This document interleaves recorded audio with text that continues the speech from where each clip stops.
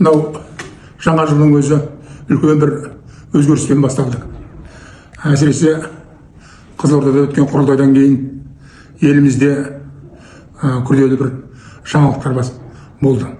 Шын айту керек, ең басты жаңалықтың бірі ол бұрыннан қолданыста жүрген конституциямызға өзгерту, оған өзгерістер енгізу мәселесі көтерілді.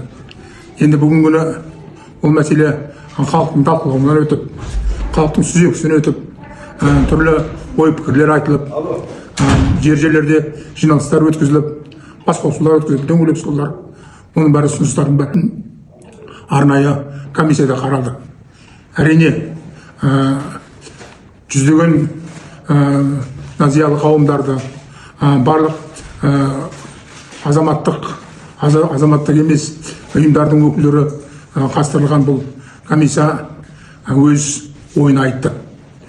Ол негізгі соңғы бір тұжырымдамасы жергілікті басылымдарда, яғни республикалық ақпарат құралдарында жарияланды. Міне соның нәтижесі енді 15 наурыз күні бүкіл халықтық, бүкіл ұлттық десек те болады, үлкен бір референдумға ұласып отыр. Сауран аудандық ақсақалдар кеңесінің төрағасы ретінде осы елді, осы жұртты, осы 15 наурыз күні, жексенбі күні референдумға қатысыңыздар, келіңіздер, дауыс беріңіздер.